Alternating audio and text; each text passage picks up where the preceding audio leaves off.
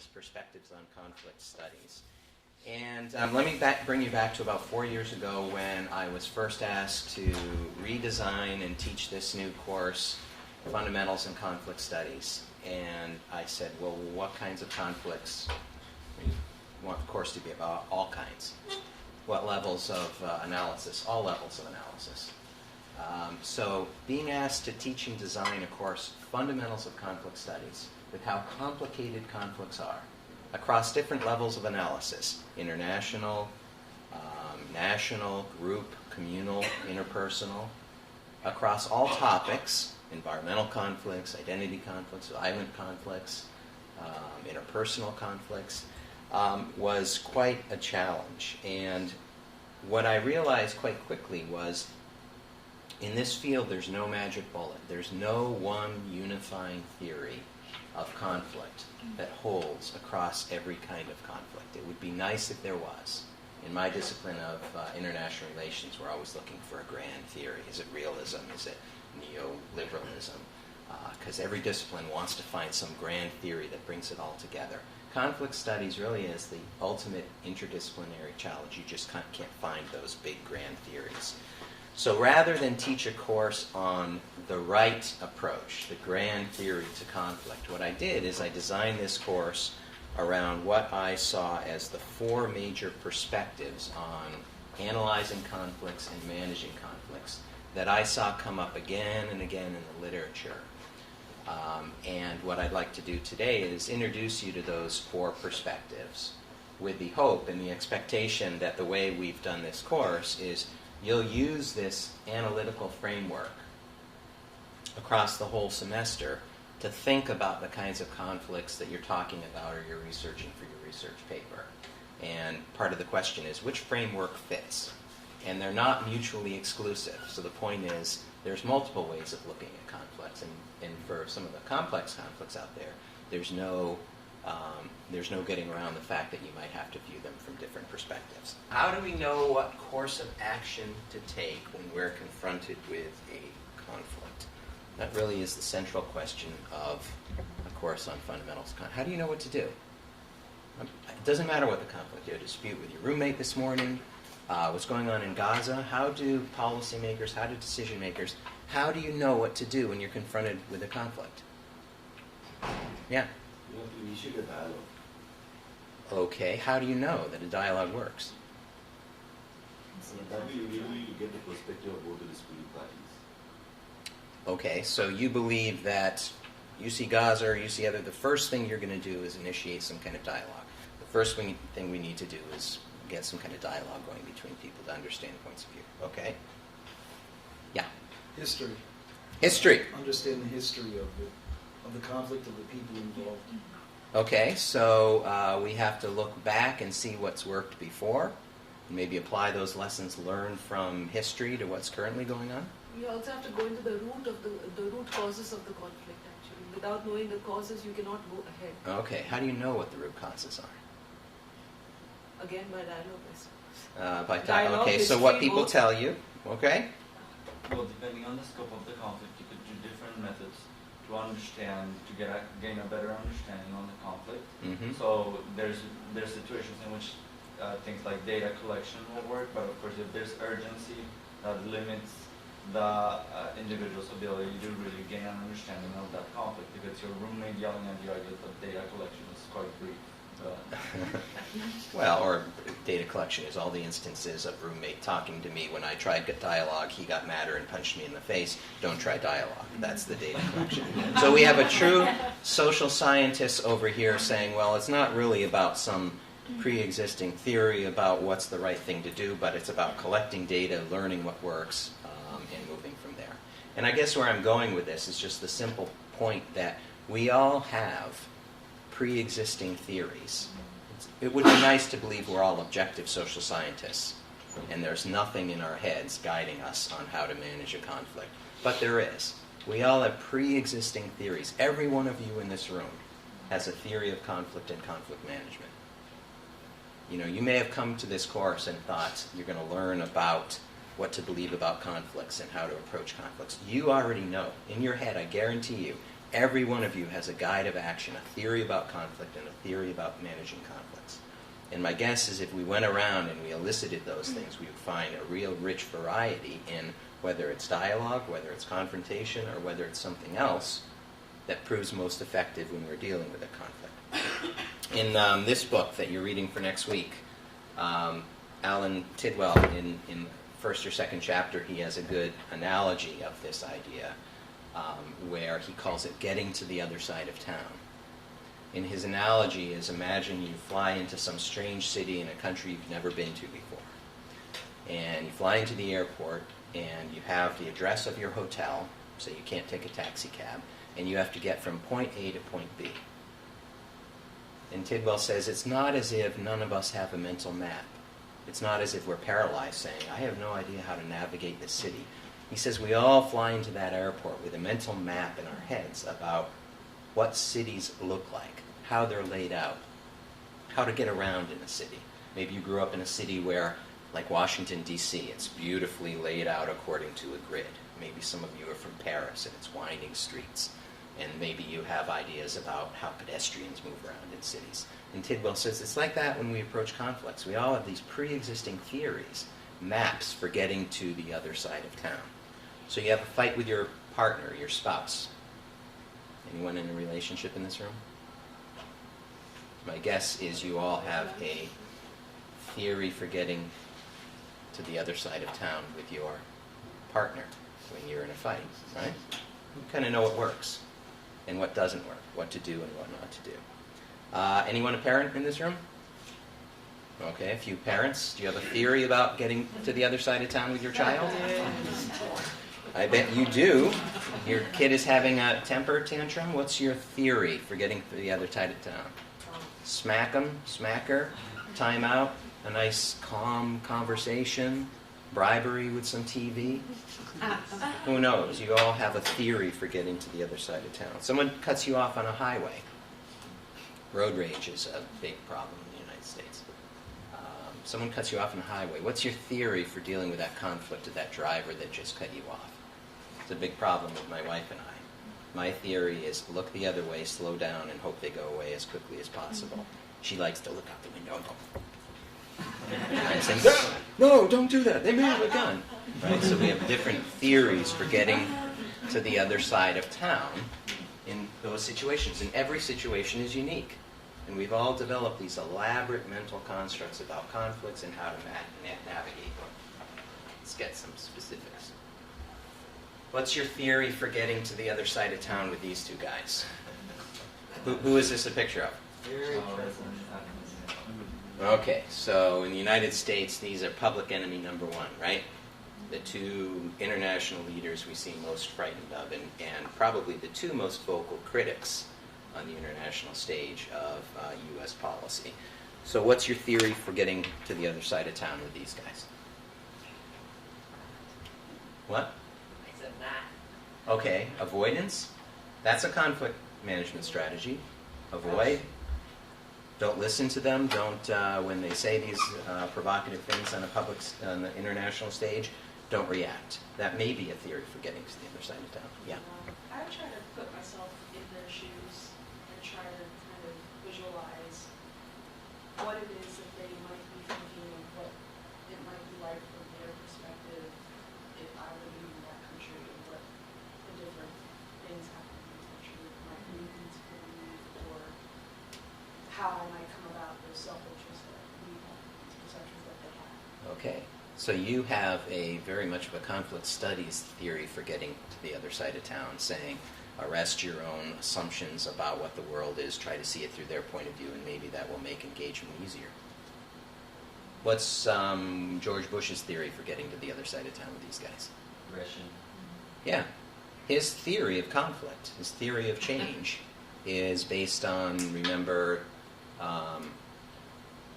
Neville Chamberlain's appeasement of Hitler on the eve of World War II is always frequently cited by Bush and others as the great example of a theory of conflict, your theory of conflict, that is an absolute disaster for international peace and security.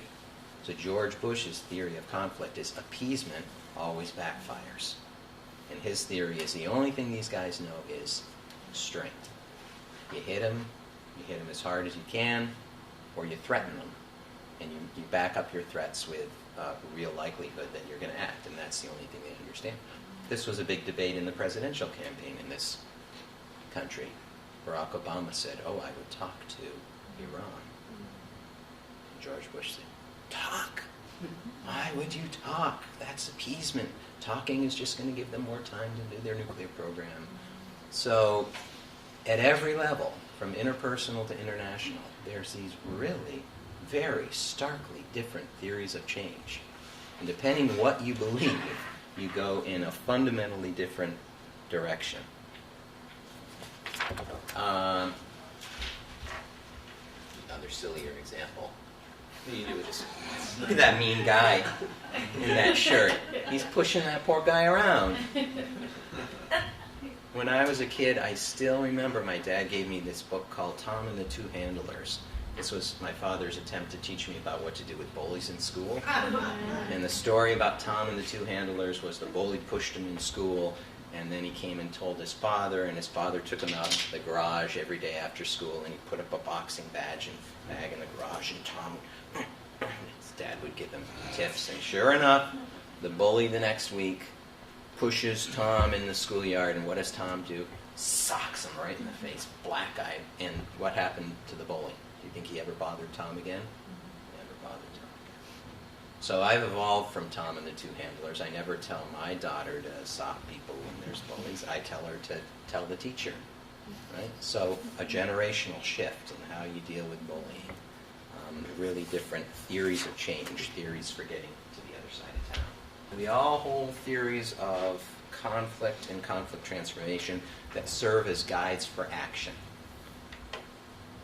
Meaning that we don't know what to do until we access our theory about what is the source of this thing, what are human beings like, what kinds of actions cause what kinds of reactions. Until we access those theories, we don't really know what to do in a conflict situation. And theories of conflict transformation include what I'm suggesting are assumptions about what's going on, the roots and bases of the conflict being confronted, and then also beliefs about what kinds of actions bring about the transformations of the conflict.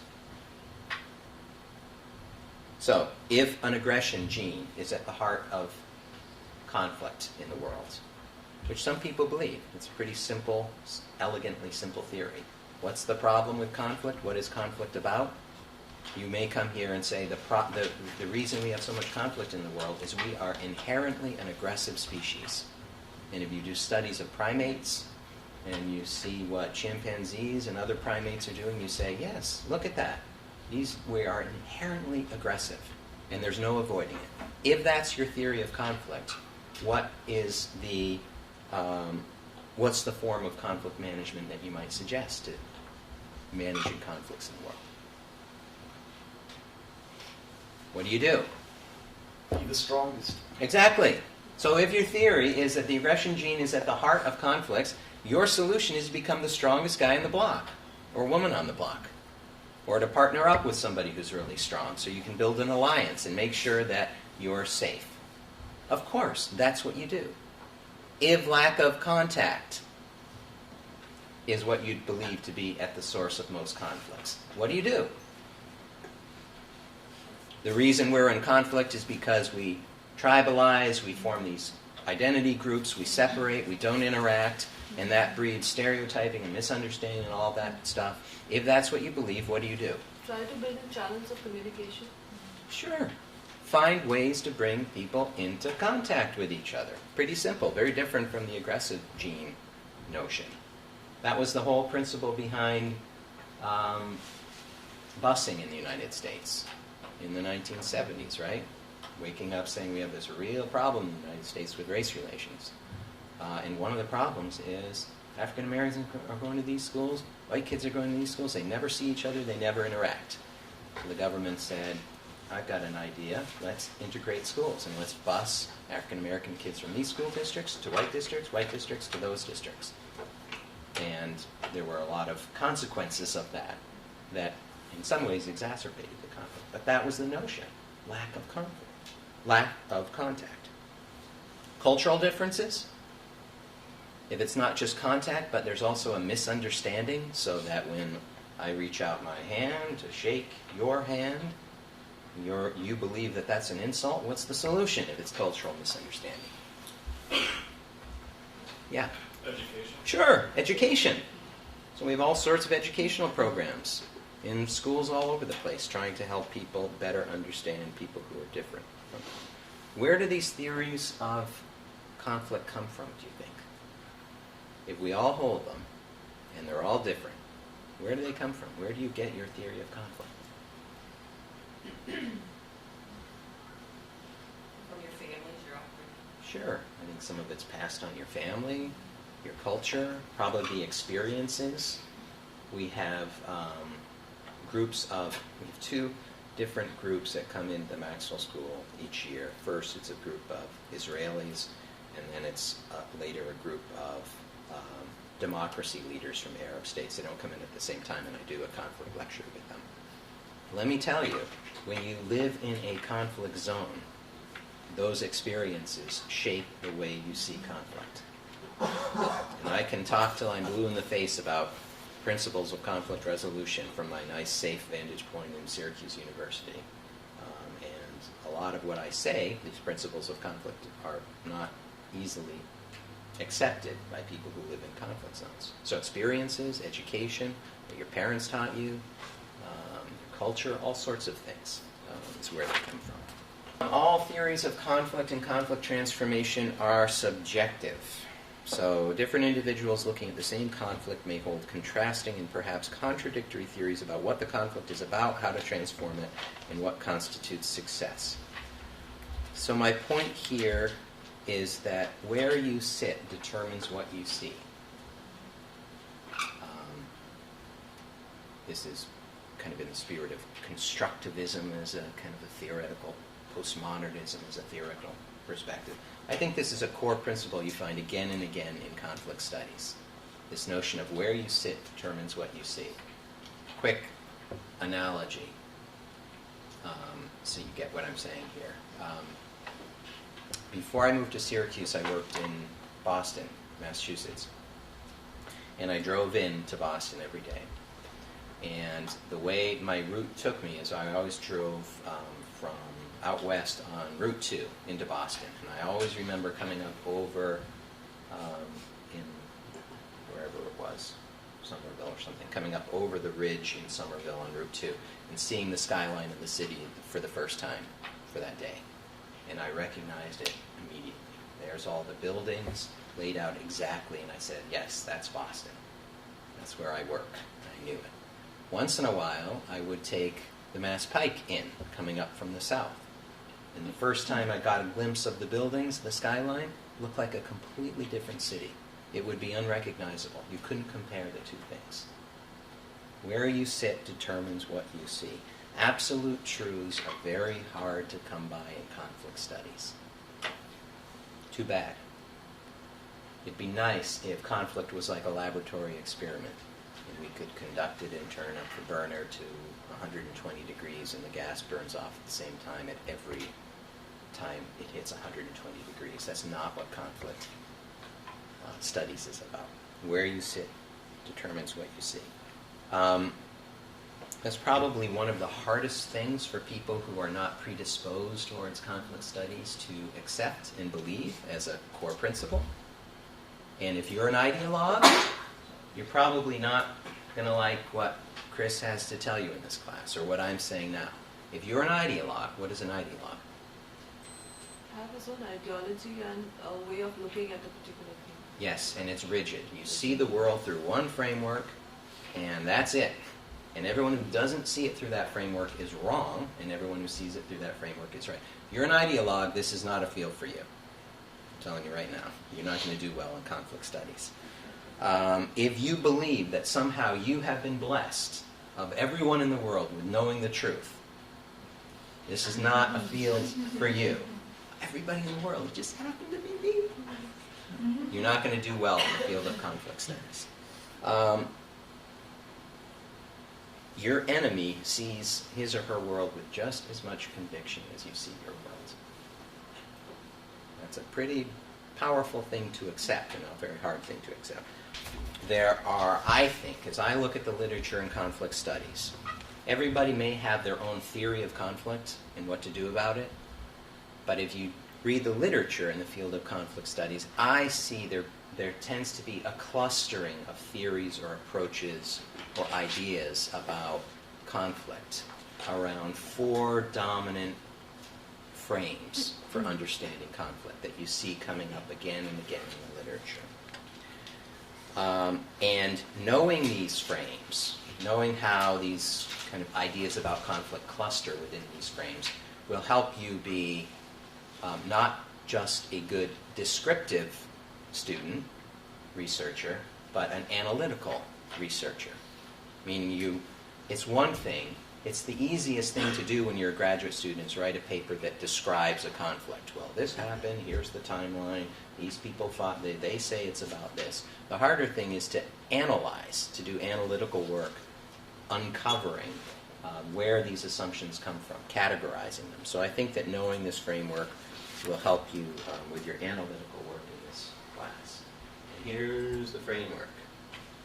This nice little Venn diagram. I actually have a handout. I don't know if I made enough, but you can keep this. What I see in the literature is conflicts are usually described as being about one of 4 things.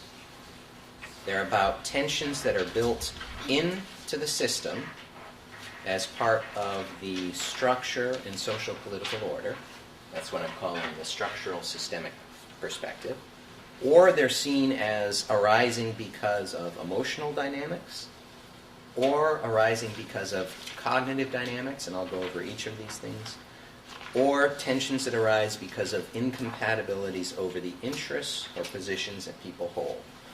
And this is a Venn diagram, meaning that all these circles interact, because what I'm going to propose at the end, after we go through these, is that most conflicts don't neatly fall into one of these categories.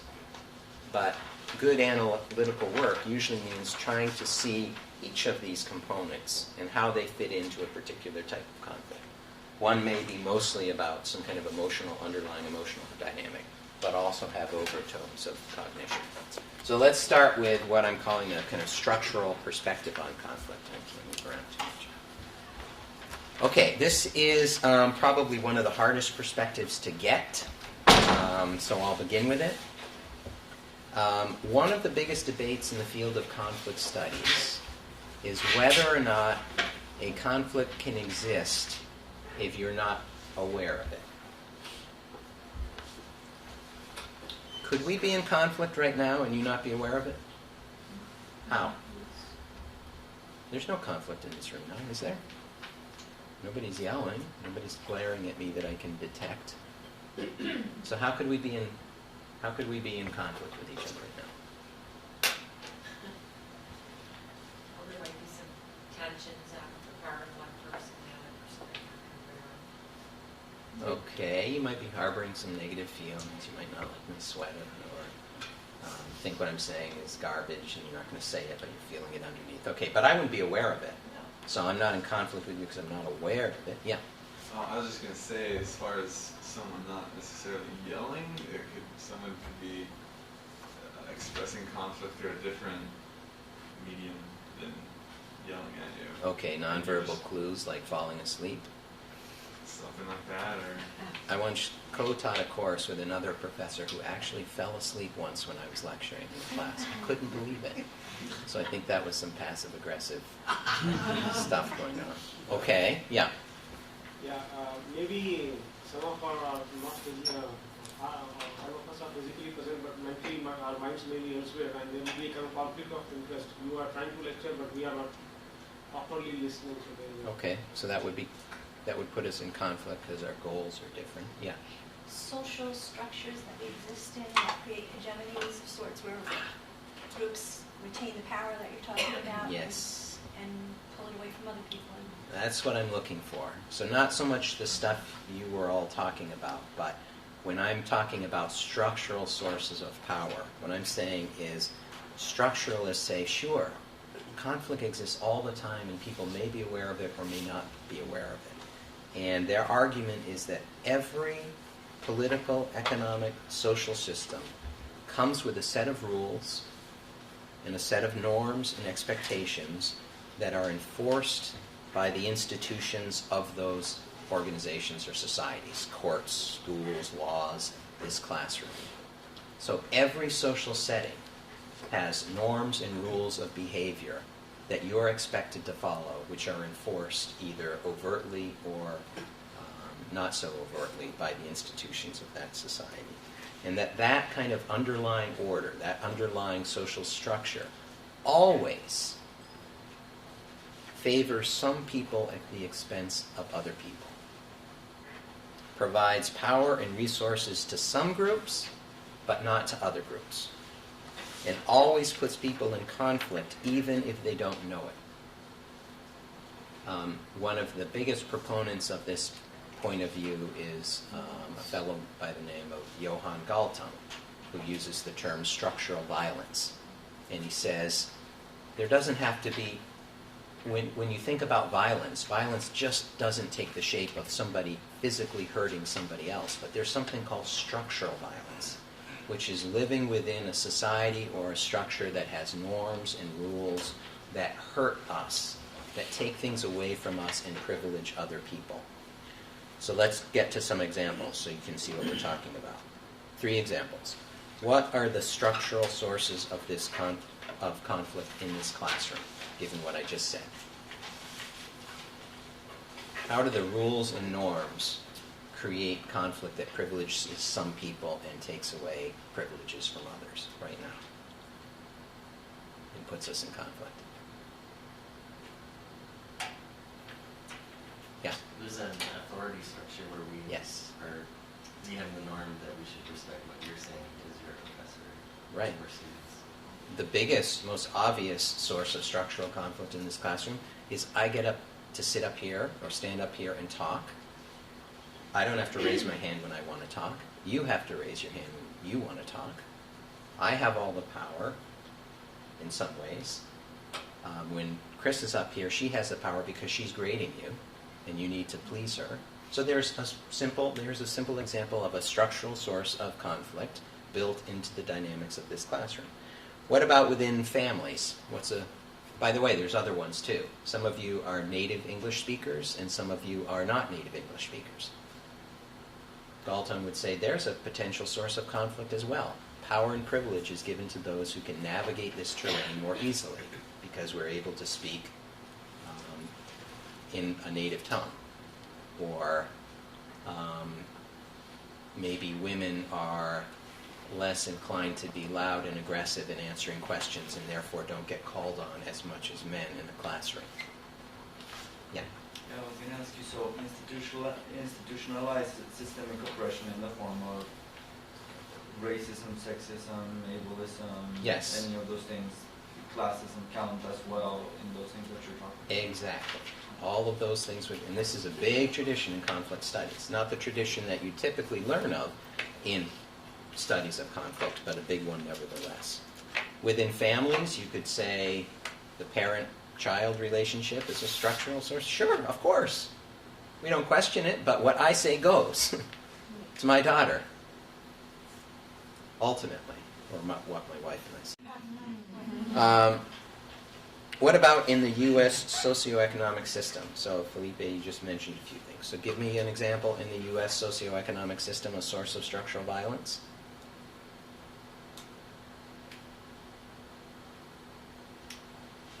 A reason that conflict might arise because of some structural inequalities built into the system?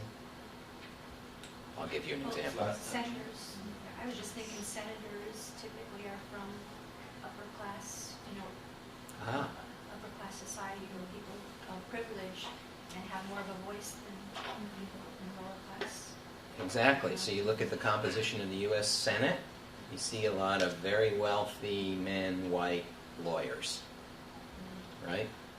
So to get into that group is usually not a matter of how hard you work. Well, that's part of getting into that group, but it's also a matter of who you're lucky enough to be born into. Another good example I use sometimes is public education in the United States. We have universal education in the U.S. Do you know how that's funded? Every kid is guaranteed to go get a public education in the United States. And the great things that we say, this is the American dream. How do we fund it? You know, yes, a little more than half comes from property taxes. What does that mean? That our schools are funded by the taxes assessed on businesses and residences within that district. What does that mean for? It means wealthier neighborhoods and cities have wealthier schools with better education for your children. Exactly.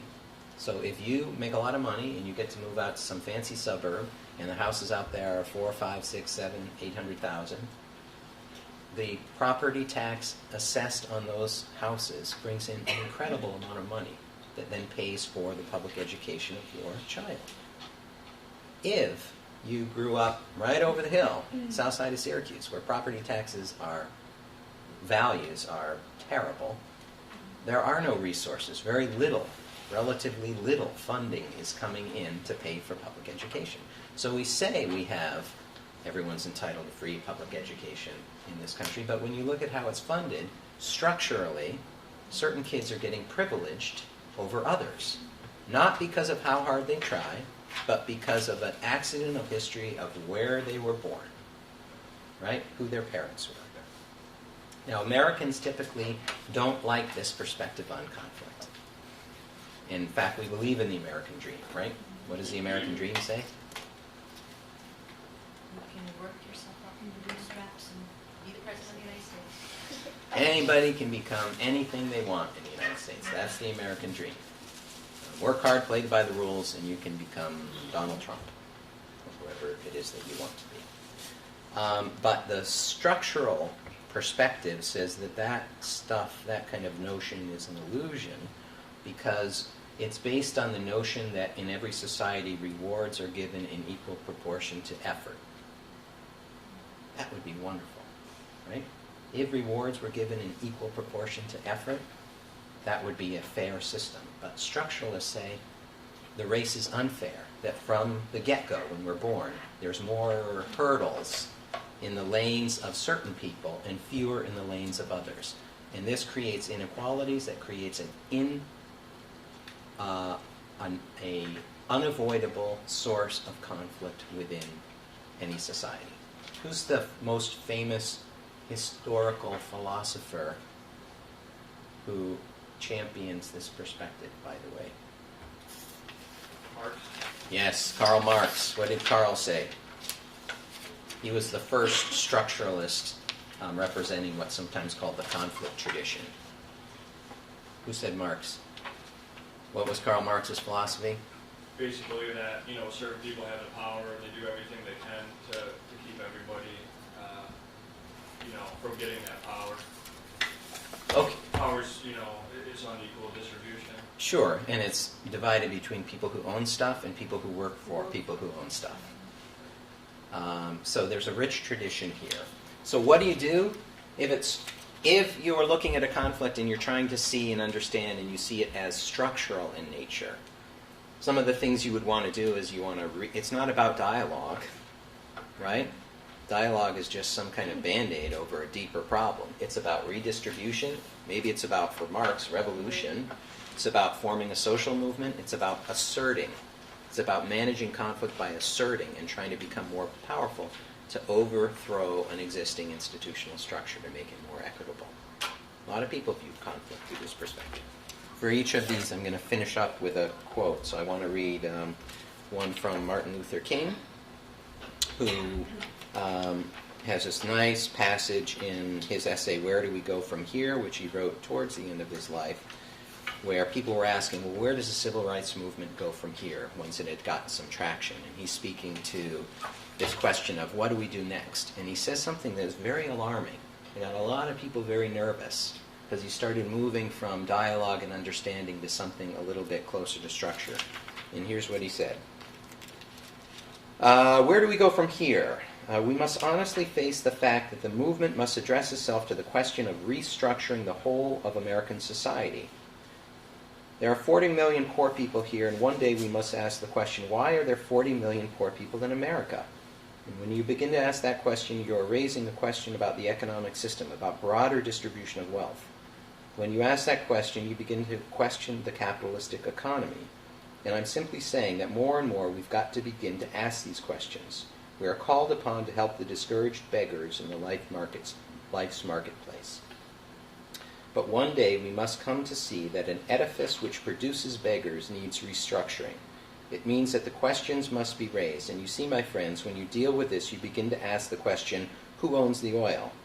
You begin to ask the question, who owns the iron ore? You begin to ask the question, why is it that people have to pay water bills in a world that's 2/3 water?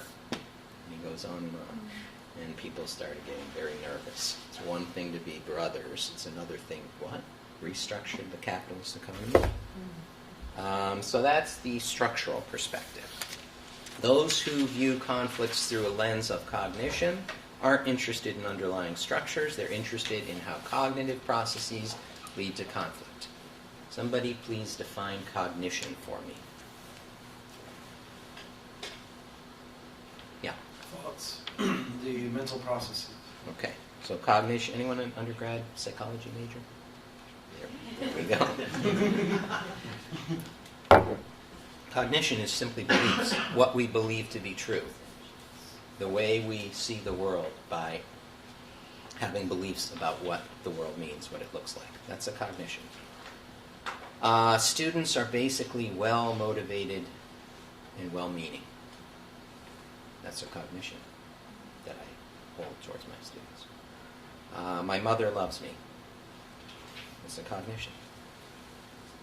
The world is divided into people who are good and people who are bad. That's a cognition. It's a belief. Hamas is a terrorist organization. Or Hamas is a national liberation movement. Those are two very different cognitions about the same organization.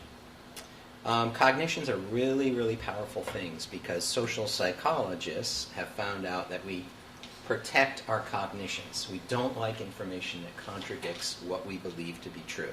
And we go to great lengths to make sure that what we believe to be true is protected. So for instance, cognitive consistency theory in social psychology has shown that people more readily see and remember information that conforms to their point of view, and more easily don't see and forget information that contradicts what they believe to be true.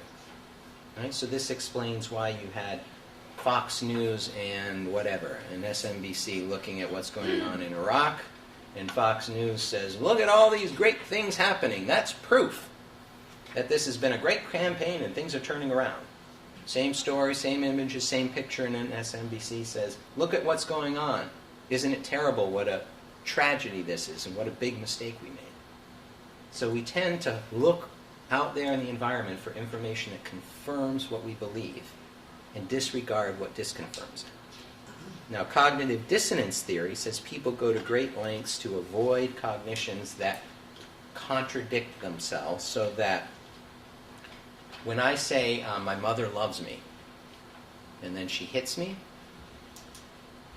a child will not say, oh, my mother doesn't love me anymore. A child will say, I've been bad. She's trying to make me a better person. We protect our cognitions. Killing is wrong. So how do we kill people?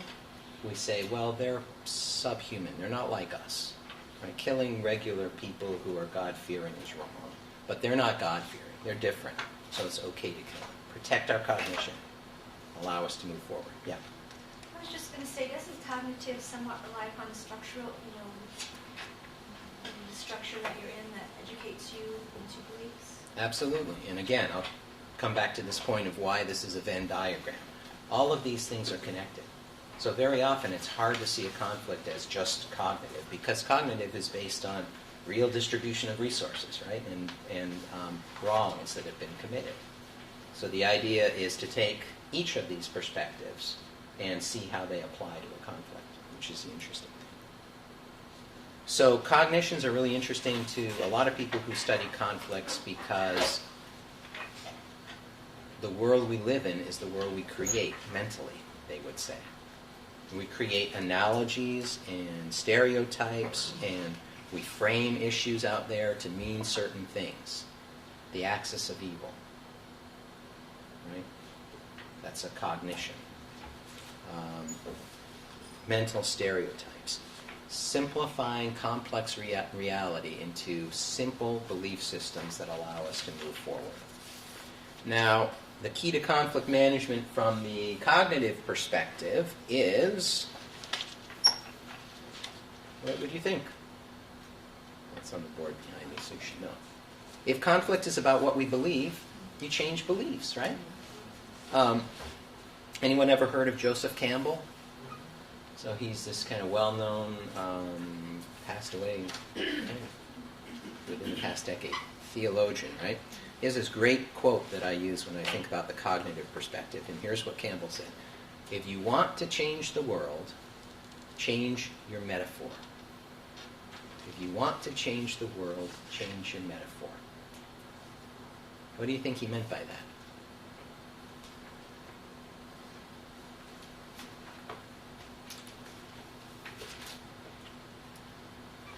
I think, I mean, when people try to describe their beliefs, they say, well, it's like this, you know, and they describe a metaphor, you know, that kind of sums up their beliefs. I guess if you can change what they refer to, like that, perhaps you can change something fundamental in their thinking. Look at yourself. Sure. So look at yourself and look at how you're creating a mental picture of what's going on in your belief system. You want to end a conflict? Stop believing the things you believe about your enemy. Easier said than done. But that's what he's saying. Change your metaphor. Change the way you see the world. Conflict management is no harder than changing our hearts or our minds and our beliefs. Once you do that, that's the key to changing things. There's actually a Korean idiom that says, if you have Buddha within yourself, then you see Buddha in others around you. But if you have a pig in your heart, then you see a pig in others around you. Excellent. Right. Same thing. Right? So it's what's in your heart. It's how you see. This is great. We don't have to worry about structure and underlying thing. We just change the way we get the what's in our heart. Not a pig? Buddha or pig. Okay. You get Buddha in your heart. And things will work out. So that's a lot of dialogue work in conflict is based on this theory, because it's based on the notion that the problem is we see people. We don't communicate with them. We don't come in contact with them. And what we need to do is change our frame of who our enemy is. That's why on campus there's the interreligious dialogue group that brings together the major religions on campus to talk together. If you talk together, you can't still tell the same tired old stories about why that group is bad and why your group is better. So a lot of the contact work in conflict management stems from this tradition. Let me paraphrase from Mary Parker Follett, who sums up this tradition by saying the transformation of conflicts from an intractable to a tractable state can be achieved in part through the process of reframing the controversy in our language. In this sense, we should understand that conflicts are not in and of themselves stable entities that are tractable or intractable, but rather conflicts over the contested and ever-shifting stories that policy actors tell about their world. In other words, it's our descriptions or our understandings of conflicts that are tractable or intractable, not specific issues in and of themselves. As such, moving a conflict from an intractable to a tractable state involves, in part, changing the way we understand that issue. Interaction by its nature, interaction meaning interacting with someone we're in a conflict with, is always a dialectical process involving both reaction and adjustment by all parties. Accordingly, when two different conflicting stakeholders engage in a dialogue about an issue of joint concern, a different field of vision will be produced for both. Repeated interactions, it follows, has the potential for getting each side into one field of vision. Wow. Conflict management's not so hard. Or maybe this is the hardest thing to do of all. Interest-based tradition. This is where most of the action is in the field of conflict studies, I would say. As a professional field is what you go to a lot of trainings in conflict management. Not interested in underlying structural inequalities, or less interested in understanding cognitions, What do you believe? Why do you believe that? Where's that coming? How can we change that? Conflict is nothing more than an incompatibility between my position and your position. What I say I want versus what you say you want. My wife cannot go to sleep at night unless the TV is on. I cannot go to sleep at night if the TV is on. Conflict. Palestinians say their capital needs to be East Jerusalem. Israelis say we will never accept the Palestinian capital as East Jerusalem. Conflict between positions. So the main problem about how people wage their conflicts from this perspective is that they tend to focus on their positions rather than their interests. You'll learn a lot about this semester, but what basically is the difference between someone's position and their interests? Position is a statement of what I want, and interest is why I want it, the underlying root as to where it affects me. Right.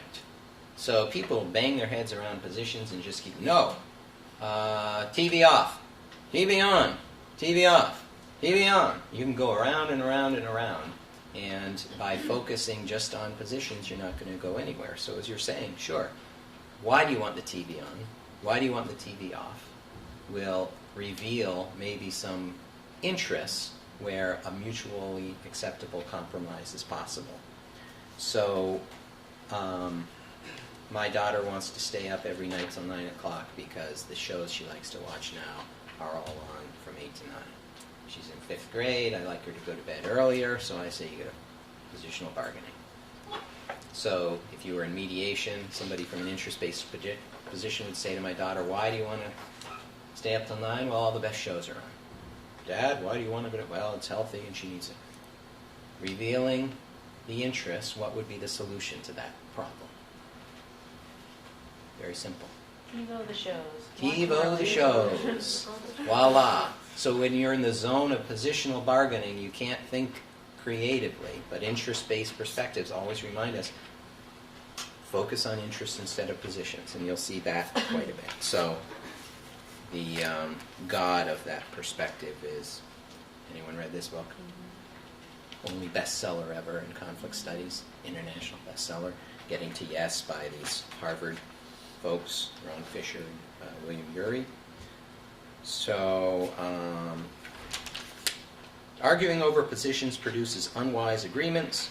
When negotiators bargain over positions, they tend to lock themselves into those positions, and the more you clarify your position and defend it against attack, the more committed you become to it. The more you try to convince the other side of the impossibility of changing your opening position, the more difficult it becomes to do so. Your ego becomes involved.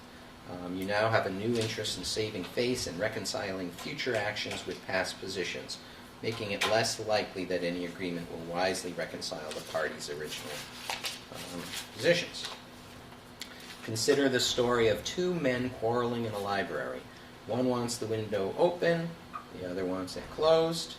They bicker back and forth about how much to leave it open, a crack halfway, 3/4. No solution satisfies both of them. Enter the librarian. She asks why he wants the window open, to get some fresh air. She asks the other why he wants it closed, to avoid the draft. After thinking a minute, she opens the window wide in the next room, bringing fresh air without a draft. Excuse me. So that's an interest-based perspective. No need to go deep and look at structure. No need to really look at cognitions. Focus on what people say they want, reveal the interest behind those, and suddenly you can find mutually agreeable solutions. The last perspective, emotional. Not interested in structures, not changing the way we think about the other person, focusing instead on feelings, emotions, kind of unconscious motivations. So the interest-based position approach is a very rational approach to conflict management. It assumes that people want to find mutually compatible solutions and minimize damage. Do people always behave rationally in conflict situations? No. conflict triggers a host of irrational emotions and feelings: rage, hatred, fear, loss, grief, humiliation.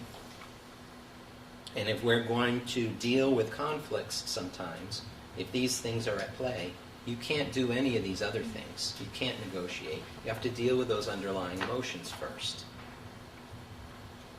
So, for an example, one of my colleagues, a guy at the University of Massachusetts, Irving Staub, does work with Hutus and Tutsis who are now living in the same neighborhoods post the Rwanda genocide. So what do you do as a conflict manager in a situation where murderers are living next to victims?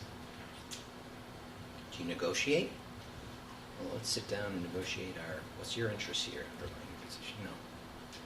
Do you spend time working with cognitions? Well, why do you believe that you were so victimized by this? Where does that come from? If you want to change the world, change your metaphor. No. So you have to deal, as he does, with getting at the underlying emotions, grief, hatred, loss, and fear people are feeling. And until you do that, there's no moving on to anything else. That's why a lot of truth and reconciliation commissions that are set up in post-conflict societies focus on storytelling, so people can let it out, can describe their experiences. And the hope is that storytelling, acknowledgement will precede forgiveness, and until that happens, there's no ability to move on as a society. So let me read an excerpt from this guy, Joe Montville, who does some work here. Traditional peacemaking approaches, by and large, avoid the normative issues that nourish and drive so-called intractable ethnic and sectarian conflicts. The demands for justice by the warring sides are considered self-centered, emotional, and unconducive to the rational process of bargaining for advantage and the art of arranging trade-offs. But the toughest conflicts are those where one or usually both sides have suffered traumatic losses in the past and in recent times. The people in these groups or nations in the conflict are predictably and unavoidably emotional, irrational, and obsessed with issues of justice. They are victims, and they display all the symptoms of victimhood psychology. They feel vulnerable to attack. They fear and loathe their adversaries. The thesis of this chapter is that any conflict resolution strategy that does not address the psychological needs of the victims and the victimizers can only have superficial effects on the resolution of that conflict. So that's the emotional perspective. I don't think there's a best perspective in here. What I'm saying, I didn't present these to you so you can decide whether you want to be a structuralist or a social psychologist that approaches conflict from a cognitive perspective. They all have valuable insights. And as conflict researchers, what I'm suggesting is it's useful for you to use this framework to force yourself to think through in a more comprehensive way what is really going on with the conflict that you're dealing with or that you're writing about, and see if you can find elements of each of those perspectives. Conflicts are like an elaborate series, a door with an elaborate series of locks on it. And you have to make choices about which locks to turn first. What is the key to having that door open? And good analysis that lets you test out different approaches to what's going on and what can be done about it, help you understand what sequence might work. So the final example is, and a really sad one from my own family. My brother-in-law was married for a number of years. His wife and he had 2 children. Then he decided to go to medical school and become a doctor. While in medical school, he met another young woman who was in medical school. He fell in love with her. He left his wife. They eventually got divorced. Kids split up. Typical kind of sad American story of divorce.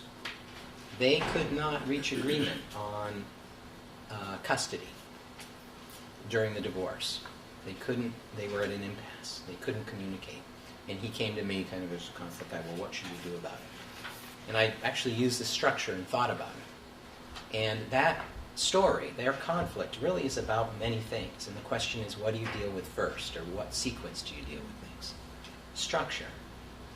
He was facing a justice system that tends to favor the rights and interests of mothers over fathers. She was facing the socioeconomic system where statistics show that women who get divorced are in a much worse economic position than men who get divorced. He's going to become a doctor and have all these resources. She didn't even get a degree. Structure. Interests. They both had an interest in maximizing the amount of time they saw their boys and needed to work on that. You could just focus on interests. What are they going to do during vacations? How are they going to manage that? Cognition. If you asked each of them to tell the story of how they got there, why there was a divorce, the stories were unbelievably different, as if two different stories were being told. Her story of betrayal and all she did and these things happened. His story of a wife who grew increasingly cold and all these other things. Incompatible stories. Should you start there? And finally, emotions. Particularly on her end, she was so enraged that he did this to her, and so betrayed, and so hurt, that she was unwilling to enter mediation in any kind of good faith way to deal with the very real concrete issues they had to work through, because she wanted him to hurt as much as she possibly could. So you could also say, from a conflict perspective, until she deals with that, until you try to find a way to manage that, there's no doing anything else. So I think this framework will give you, for the conflicts you're working on, a similar kind of different looks on the conflict from different perspectives. So that's all I have.